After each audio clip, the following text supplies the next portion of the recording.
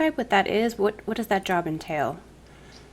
Well, I wasn't like the creative director with a capital Like T. singly? Yeah, Okay. they have many creative directors, but my initial post there was actually at Maxis, so I was working in the same space as Will Wright, and that was when they were creating The Sims. I had the honor of getting to sit in on some of the design meetings and making some bizarre suggestions, like that The Sims should pee on themselves if they were left without. You created the torture for The Sims. Yeah. So Will would walk by my office and I would be laughing maniacally and he'd be, what are you doing? And I'd say, well, I've, locked them into this room and I want to see them suffer. And so after a while I got uninvited to these design sessions because I think a lot of the ideas was kind of throwing at them went beyond their family-friendly brief for what they were trying to do. So then I moved and was working out of the headquarters in Redwood Shores, and that found me traveling the world, meeting with other developers, helping them to guide their products towards completion, or in some cases also having the responsibility of helping them to decide to quit their project or to shut down their studio. So that was a really challenging, really tough time, but it ended up with EA offering me a chance to make my own product, which was the Alice game. That was the idea I took to them and that they greenlit. Yes. Is that how would you consider your creative control over that? Is that the first game that you feel like was kind of yours exclusively? What decisions were you able to make on that game? Well, I think it's tough. It would not be honest of me to say that that's my game because ultimately there's so many people that become involved with game development, and I'm not the type of creative director or project director who tries to go in and have my hand on absolutely every facet and every decision that's made. I feel like games should be an organic process that is made up of all the people who are involved with them, even for better or worse. I think games are not just a reflection of society, but they're a reflection of the teams that create them, as most things that are made by teams are. And so I think that should be embraced. And so what usually happens is I'll come up with an initial concept, and then I'll work with the team to kind of guide it gently, loosely. But a lot of times it's the art department kind of it takes on a life of its own, and they go in their own direction. For the Alice games, what's interesting to me is that the core concept is so strong that it kind of takes on a life of its own. And what I always like to see is that the team starts to kind of hear Alice as a character, as a person, and understanding that it's her that should be guiding the product because it's her mind, it's her imagination that we're running around inside of. So in a sense, the constraints all come from the definition of who she is as a character. And Hmm. I always feel like my only real difficult job is to just make sure that the team stays true to that definition, and that's it. Interesting synthesis. I don't know that I've ever come across a game that has a name on it, though, like the Alice series, like American McGee's Alice. That seems very unusual. How did that come about? Well, it used to be normal. It used to be quite common that when you went to purchase a game, you understood who made it, where it came from, what that team was about. There was a very personal, very direct connection between developers and their audience. And then sometime around, 15, maybe 18 years ago, publishers started to come in and these proprietary platforms came in and they started to focus more on the branding of companies like Microsoft and Sony and EA than they did on the branding or the value of the individuals who were making the games. So in this case, it's funny because the decision to put my name on a box came out of a corporate meeting room where they were simply trying to protect their IP. It wasn't about let's make this American guy a named figure. It was how do we take a public domain property, the Alice story, and attach a name to it that cannot be imposed upon, cannot be easily tread upon. So they were throwing around things like Alice in Nightmare Land. Well, the problem is it's already been done. They were throwing around a lot of different, variations on Alice in Wonderland.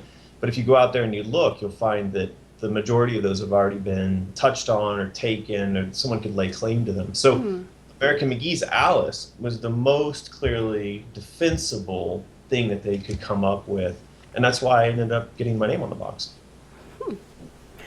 You were just speaking about this, and I had questions later, but I think now is a good time to ask them.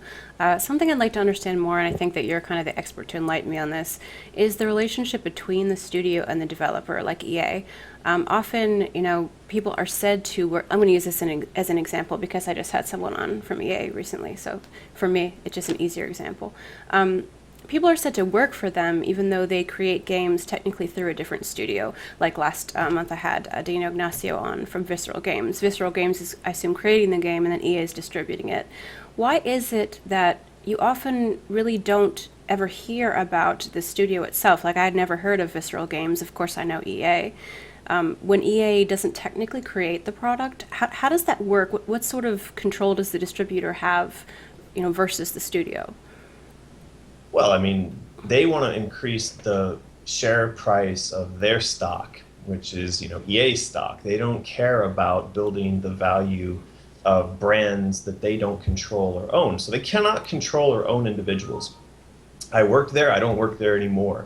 That means that any value that they put into me and my name, they lost when I left, at least to the degree that I'm not willing to continue working with them as an outside contractor.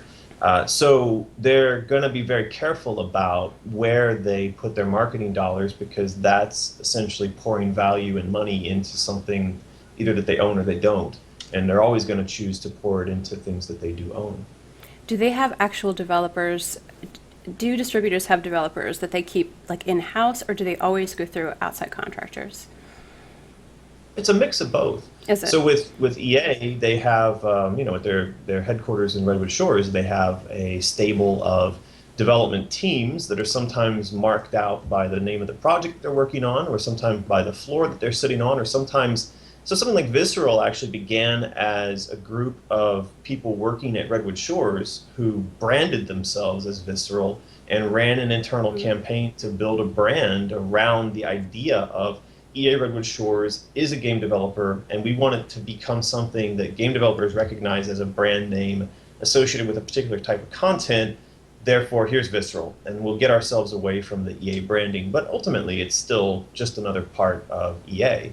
So you could look at this the same way as like Sony, as a large record producer, might have multiple labels underneath their larger Sony Global brand. But each one of those labels is targeting a different type of consumer. One may be for urban, or one may be for country and western, one may be for metal, but ultimately it's all Sony corporate, but no one's going to kind of associate with or feel emotions for Sony corporate, so that's why they'll create these other brands that you can latch onto as a consumer.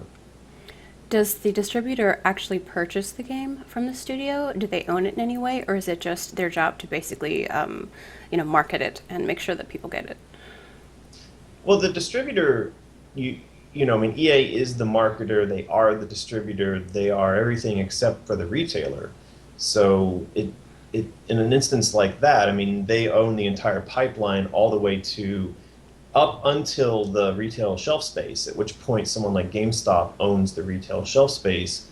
And so, then a relationship develops between the large publishers and the retail guys that helps to define actually the genres that we get in terms of content, and it defines and limits the amount of creativity that goes into the marketplace, because there's only so much room on the shelves for a certain number of titles. And I think actually this is one of the biggest travesties of the last 20 years of the games industry in the US and the West in general, is that this relationship between proprietary hardware manufacturers like Sony and Microsoft and Nintendo, the retail establishments where the content is sold, this entire idea of games on discs and publishers that fund their production, it all equals a monopoly. It all creates a situation in which independent development of original game titles gets pushed aside in favor of a very few and distinct number of genres built by a very small number of companies that can afford to play the game.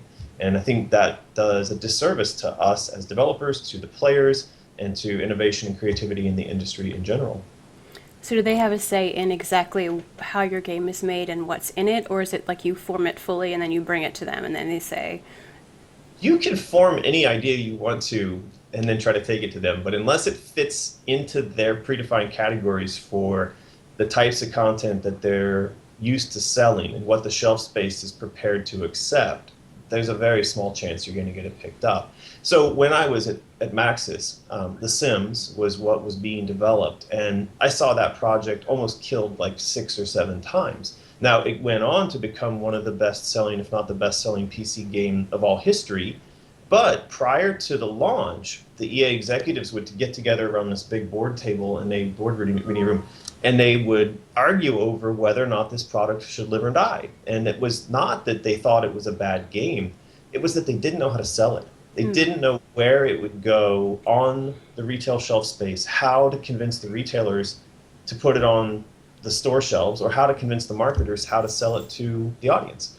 And so this is, again, a sort of function of that self-limitation that the industry imposes upon itself.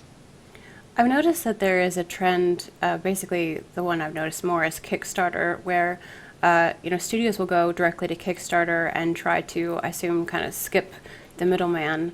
How effective do you think this is to getting games made? And it seems like there's almost a general feeling from the gamer themselves that if a company is large enough that they kind of don't need the money and they aren't supported as much.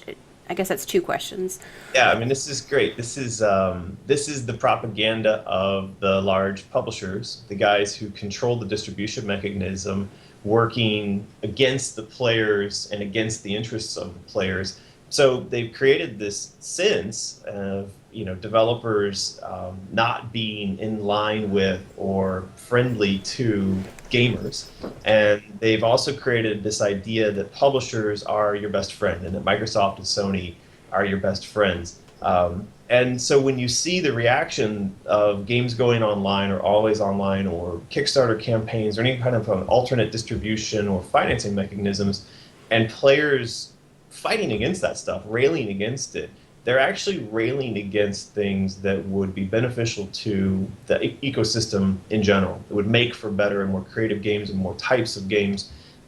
So I think there's some learning that has to be done on both sides, that developers have to get back to an understanding of their business, not just as creators of games, but as servicing customers. So that's something that the publishers have mastered. They're really good at creating perception and servicing, so that they've removed the concept of developers from the picture almost entirely.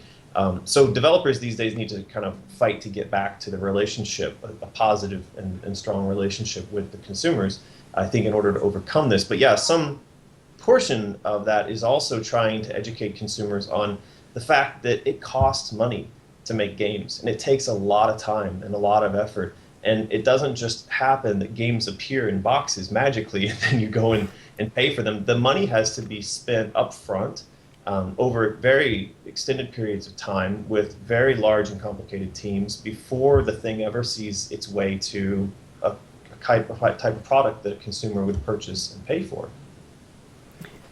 Do you think now, with sort of games turning towards Steam, where things are more downloadable, it's kind of the death of packaging and the actual, hard disk. Do you think now that these methods are more available, you'll see people get more excited about Kickstarters and things where they don't actually, I guess what I'm asking is, do you think it's a factor that people don't have a game to hold in their hand necessarily, that people don't support Kickstarters sometimes?